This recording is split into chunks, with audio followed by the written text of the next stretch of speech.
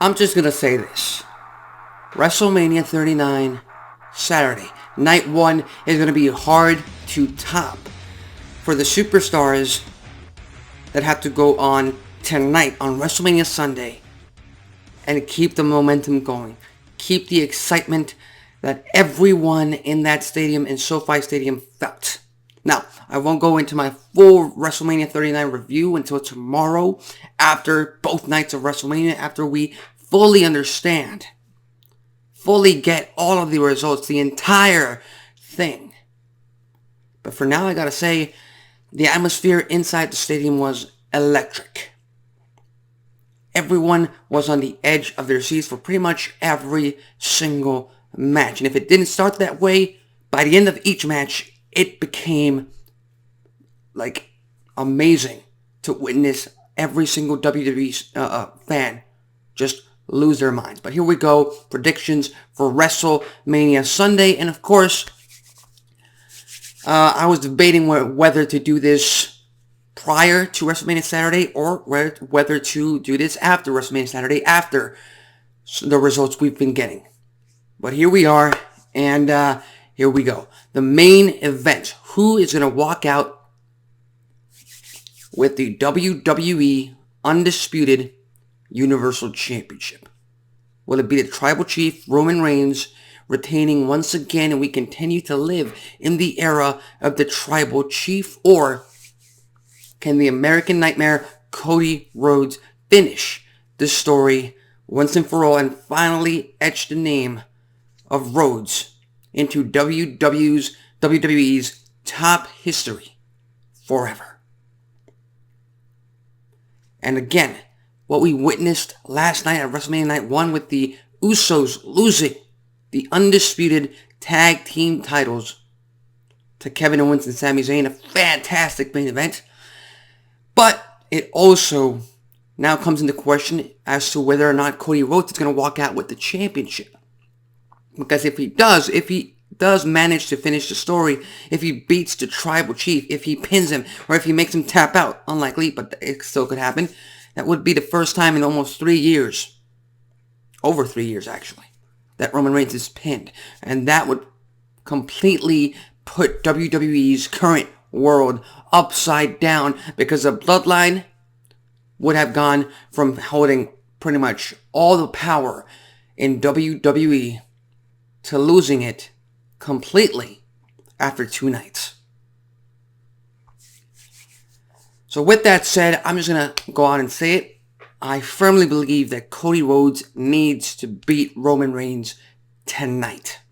Simply because who else do you build up to beat Reigns for the title?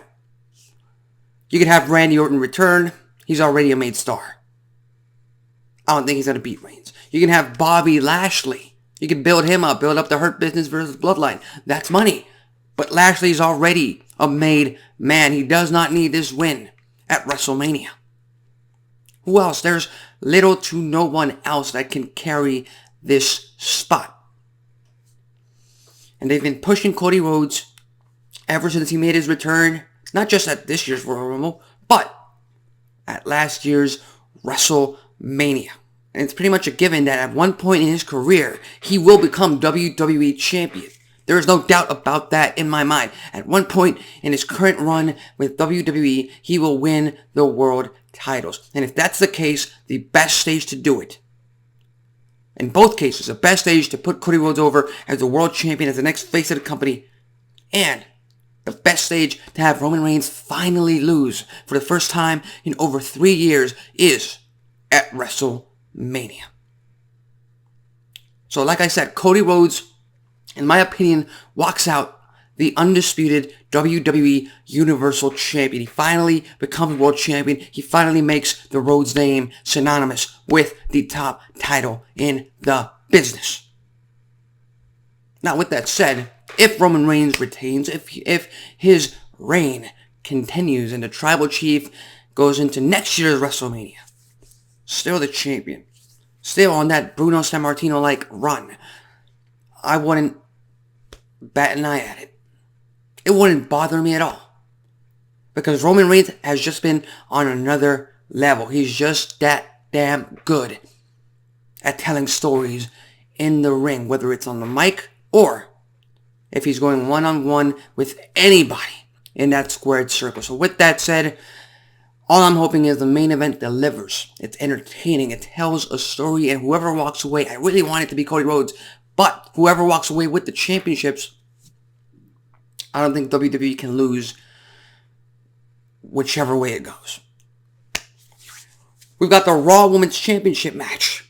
Bianca Belair defending against the Empress of Tomorrow, Asuka. Bianca Belair, who has been champion for pretty much a year now. I'm not sure if it's a full year, but she won it last year against Becky Lynch. She hasn't lost it since. Now, she's had a year-long title reign, bigger opponents in some cases than others, but, you know, I feel like it's time to give Asuka her due.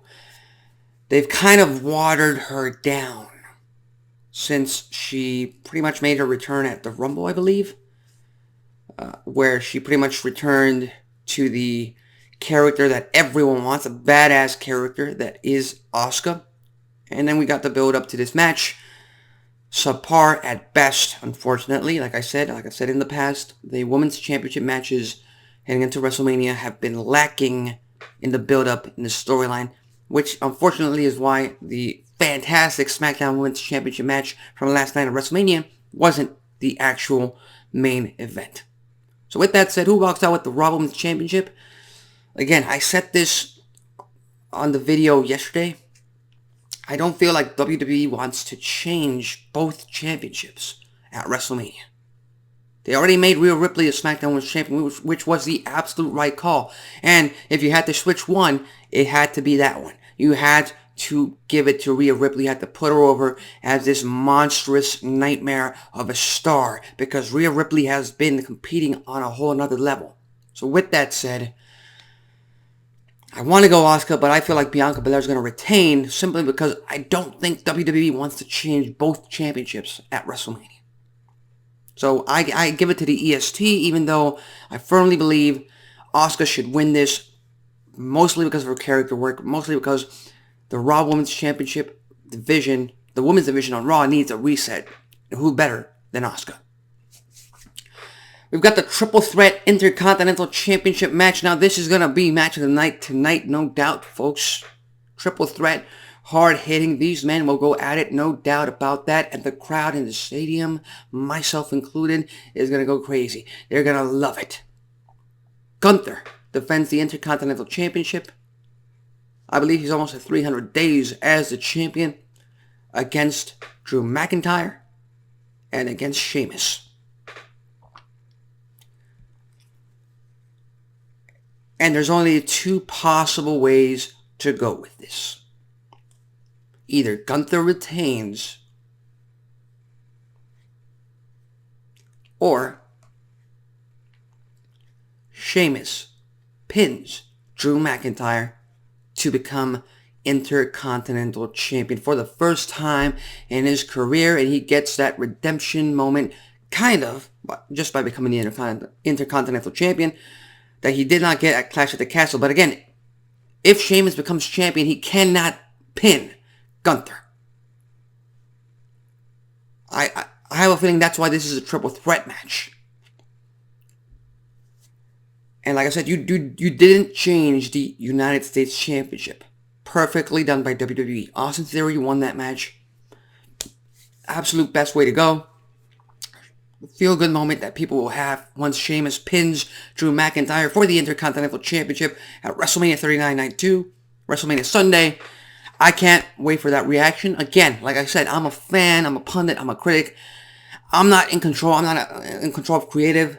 I'm not in control of making these decisions, so I'm just good with them just putting on a great show and entertaining the hell out of the crowd. That's what I want. I have no bone in the game as to whether or not Gunther retains, Drew McIntyre becomes champion, or Sheamus becomes champion. It doesn't matter as long as I'm entertained. So with that said, I'm giving it to Sheamus right now by pinning Drew McIntyre. He becomes the new Intercontinental Champion, and we keep getting the slobber knockers of the matches that Gunther and Sheamus can deliver for the rest of the year, heading into Backlash and heading into Money in the Bank later on in May. we've got a very, very, very special treat at WrestleMania.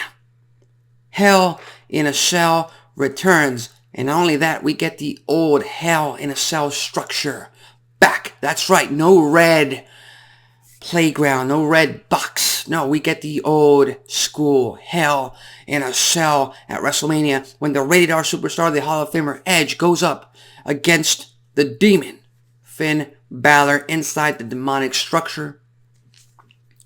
And I've talked about this ad nauseum over the past year. WWE has completely botched Edge's storylines for a year now. Not for the entire year, but we witnessed Judgment Day forming, I believe, last year. Edge versus Finn Balor should have ended at the latest at Survivor Series, or even at the Royal Rumble.